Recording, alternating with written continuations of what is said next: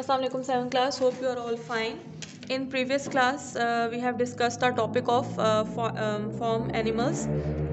In this class, we will learn about the selective breeding. What is the selective breeding? Before the 1700, there were not farm animals in use.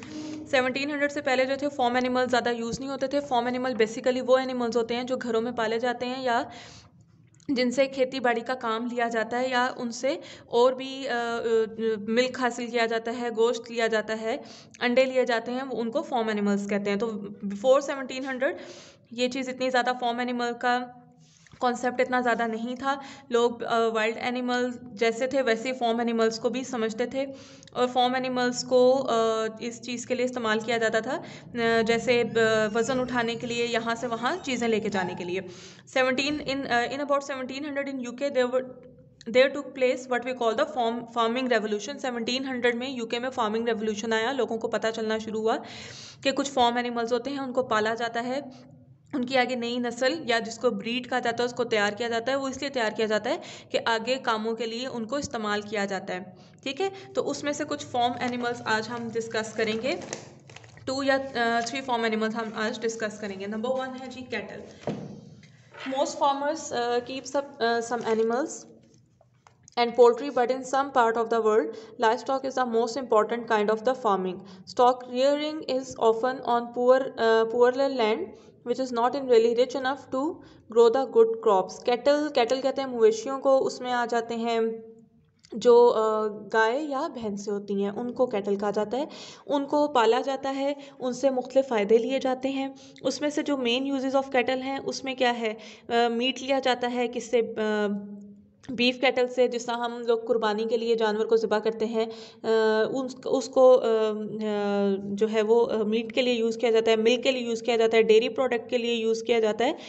इसको जो है वो ये cattle इन मकसद के लिए इस्तेमाल किए जाते हैं. इसके अलावा इनको खेतों में इस्तेमाल किया जाता था.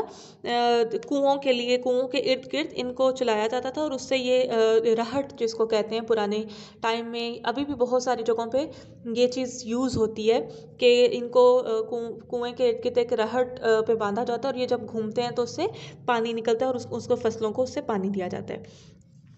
Okay, although there are many millions of cattle, oxen, buffaloes used for farm job, especially in Asia and Africa, they are slowly being replaced as they already have been in the West by tractor and other machinery. जैसे जैसे industrial revolution आया वैसे वैसे इन जानवरों की जो farms में प्लो करने के लिए इनको यूज़ किया जाता था, इनको आहिस्ता आहिस्ता रिप्लेस कर दिया गया था. Cattle are now bred for their main purpose, meat, milk or work. Through scientists are trying to cross breed so that they are good for both meat and milk. अब आहिस्ता आहिस्ता जब मशीन्स की जगह इनकी जगह मशीन्स आ गई और इनको replace कर दिया गया, तो मेनली इनका जो मेन पर्पस रह गया वो इनसे दूध हासिल करना, गोश्त हासिल करना रह गया. और कहीं जगह अभी भी इनको काम के लिए इस्तेमाल किया जाता है. The next one is sheep. Sheep जिससे आपको पता है भेड़ें जिसको कहा जाती हैं, ऊन होती है इनके ऊपर. इनसे बेसिकली ऊन हासिल की जाती है और ऊन का क्या पर्पस होता है, इससे गर्म कपड़े बनाए जाते हैं. Sheeps are even more widespread the cattle because they are able to live under the harsher conditions. They will eat the short hard grass on which cattle will not thrive. ये ऐसी breed है, sheep ऐसी जानवर की नस्ल है जो कम खाने पे या सख्त किस्म की घास है उस पे भी ज़िंदा रह सकते हैं. हार्श जो कंडीशंस होती हैं, वेदर कंडीशन होती हैं, उसमें भी ज़िंदा रह सकते हैं क्योंकि इनके ऊपर ऊन होती है अल्लाह ताला की तरफ से. और उस ऊन को जब वो ऊन प्रॉपर ग्रो हो जाती है, वो ऊन काटी जाती है और उस ऊन से मुख्तलिफ़ चीज़ें बनाई जाती हैं, कपड़े बनाए जाते हैं, गर्म कोट, स्वेटर, इन चीज़ों को बनाया जाता है इनकी वूल से. Okay, The wool varies considerably from tough, hard-wearing fleeces common in Iran, Pakistan and India, which are ideal for carpets and rugs. जो carpet और rug होते हैं वो भी basically जो भेड़ें हैं उनकी ऊन से बनाई जाती हैं. Carpets and rugs to the soft, silky and expensive merino wool. This was originally found in Spain, but is now produced all over the world. Even more valuable is the karakul wool found in Afghanistan. Afghanistan में जो बहुत valuable या बहुत expensive वूल है karakul, वो अफ़गानिस्तान में होती है, ईरान एंड सेंट्रल एशिया में.